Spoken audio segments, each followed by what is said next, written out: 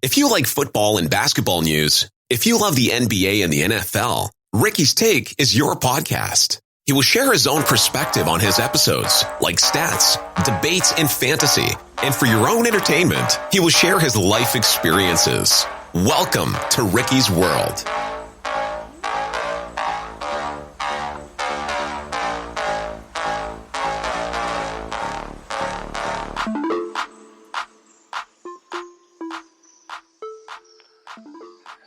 Hello, and welcome to Ricky's Take podcast. And today I got an honor to invite my friend. His name is Luis Rodriguez. If you want, you can tell us more about yourself. I know we are both from Puerto Rico, but if you want, you can introduce yourself and tell us more about your background. Of course. Starting off, I want to say hello to everyone listening to my good friend Ricky's Take podcast. Hope everybody's doing safe under the circumstances that we're in. Like Ricky said, my name is Luis Torres Rodriguez. I'm currently working at the NBA Experience at Walt Disney World. So whenever we are able to do so, we would like to both welcome you over there. In terms of my little background, like Ricky said, I'm from Puerto Rico.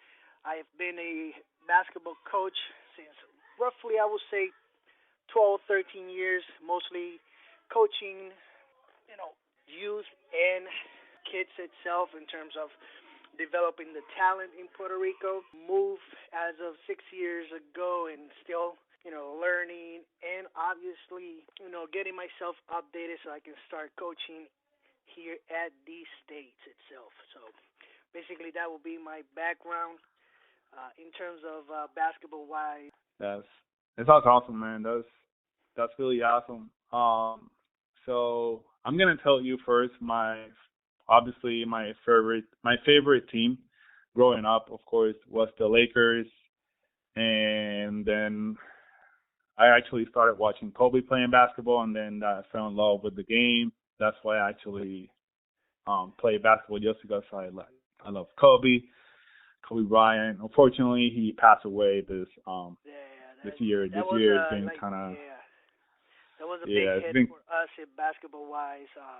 Even though, if I agree with you, if you were not a Kobe fan itself, it was a big hit for all of us basketball fans. And something part of us, unfortunately, died when we heard the news. And it was one of those things that when that you remember for the rest of your life where you were at the moment that it happened. It's something crazy, and But with this being said, obviously, just we just have to keep him in mind. And just have him in presence. And I think with this basketball restart, I think that we are honoring his legacy. His legacy. Of course, yes. So it's something that I that's one of the things that I love about this restart, that not only NBA had everybody and the fans in mind in terms of restarting the season of with this circumstances about the COVID-19 situation, but also having that Mamba mentality that you have to keep grinding, keep going. Keep playing and showing the passion and love for the game. Yeah, I agree with that.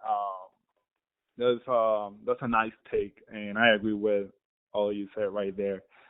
And speaking of favorite team, so what's your favorite team?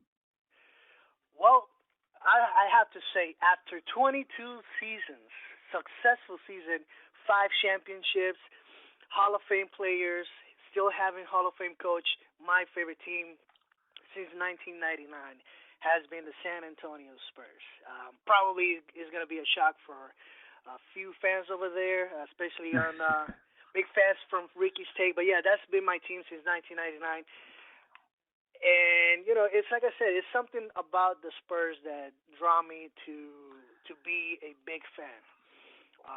The way that they handled gameplay situation as I was growing up and learning about the business of basketball and all that good stuff. You understand a little bit more how they run the organization. and they did it the right way. By drafting Exactly. players, going through evaluations, and understanding what the coach wanted to bring they night in night out on the court, and being able to develop. That's one of the things that's why, in my opinion as well, piggybacking in terms of my favorite team, my favorite coach is basically Greg Popovich, because with nothing he's able to create something, and that's something that you don't see that much from basically any coach right now in the NBA. There's a select few that does it. So my favorite team, like I said, Spurs, and coach wise is Greg Popovich. So one last time after 22 years, Ricky, go Spurs, goes. I know we're lottery this year, but hey, it's all good. It's all Nah, you guys almost got to the playoffs this year, in the bubble. Yes, we did. We did. I think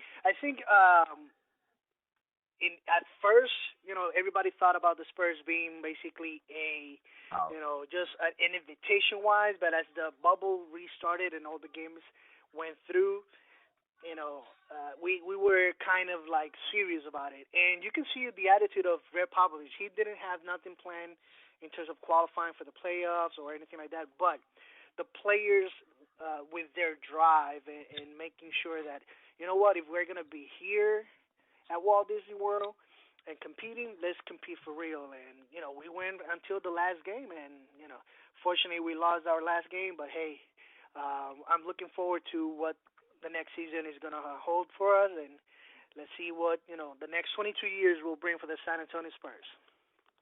Yeah, I'm excited. I'm excited though. I've always been a fan of the Spurs, the way they play basketball, the way they move the ball, the way they actually play basketball is, I believe, is how you supposed to play basketball Exactly. nowadays.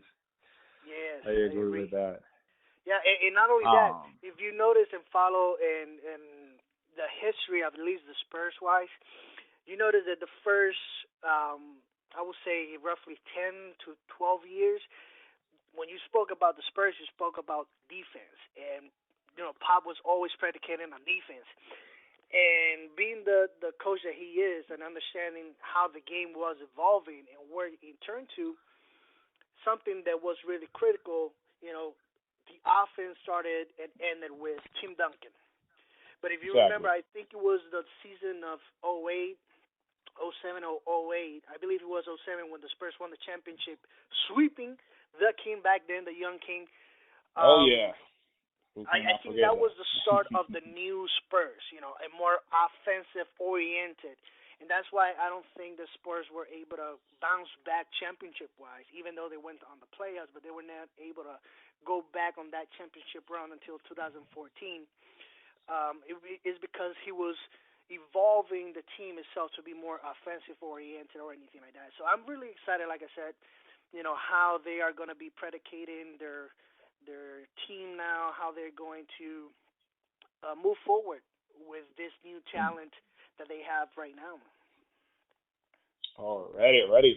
I'm excited, like I said, for the future. Like they always draft well, and I feel like the Spurs are a good run organization that always gonna succeed. How about like favorite player? I believe it could be like Team Duncan, or I mean NBA wise, who's your favorite player? Well, I will do this for you, Ricky. I will separate it in phases. All Okay, time, obviously, is the GOAT, Michael Jordan. here He we was the go. Here one that that goes. basically introduced me to the game of basketball, especially the last three seasons. But obviously, being a big fan of basketball, having that passion, I was able to, even before the Last Dance series, I was able to indulge myself on the history of Michael Jordan, and being able to see at my young age of, you know, 7, 8, 9, and then being able to, once YouTube starting to have that impact popularity that does it have today, and I was able to, find some clips and find videotape about him, and regardless of what it is, he's the goat. He's the one that, you know, put that passion on me of basketball wise, and put that love of the game for. for not only me but also throughout the world. Generations. Yeah. So, like I said, at least for me, he is the greatest of all time. Doesn't matter, what happens with obviously one of the greatest players and the greatest player of our generation, LeBron James. For me, he's gonna be the greatest of all time. But also, since I started playing basketball, and I will say after '99, 2000, it was two players that come out to my mind, Hall of Famers in their own right. One of them is going to the Hall of Fame this year, Tim Duncan.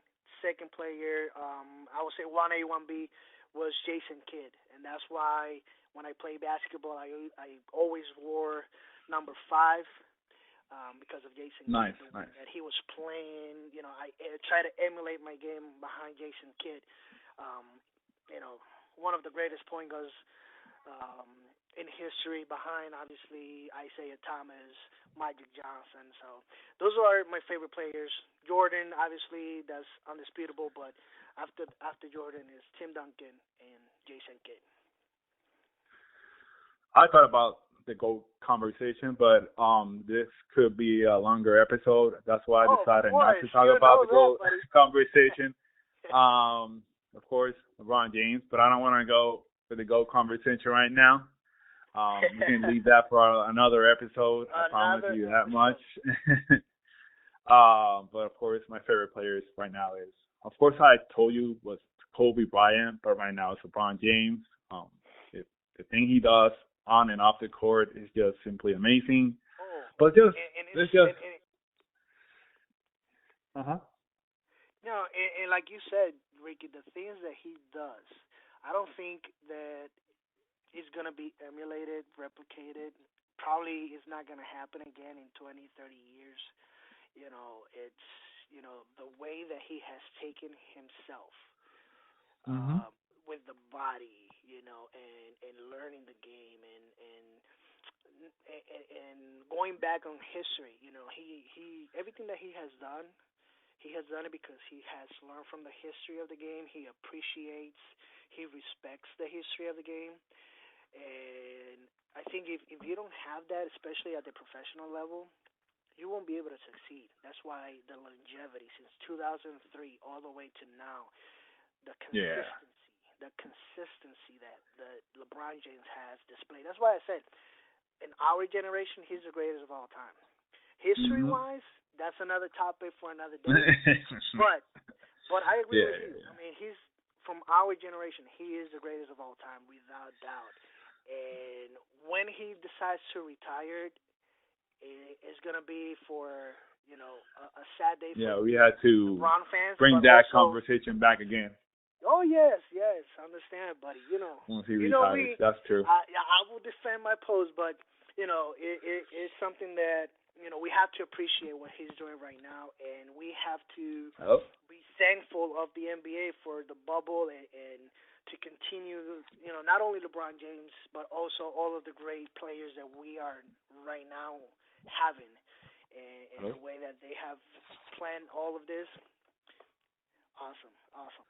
So, I agree that this conversation will continue about the GOAT and obviously the greatest of all time. So we will continue that conversation on our upcoming episodes. So let's go to the playoff matchup for the first round. So far, we got the Lakers and Blazers tied on the series. What's your take on that series so far? On the Lakers and Blazers. Yeah, so far, Ricky, it's been really interesting. And the first two games, they were complete opposite in terms of the matchup and how the series went. We saw the first game, how the role players specifically, because I'm not going to talk too much about the star players. I'm not going to talk about LeBron, AD at the moment, even though they factor in the games itself. But I'm talking about role players specifically. You see both of the spectrum in terms of the series-wise. It's been really interesting. And starting off with the first game where Portland won And if you notice the box score specifically for Portland, it's almost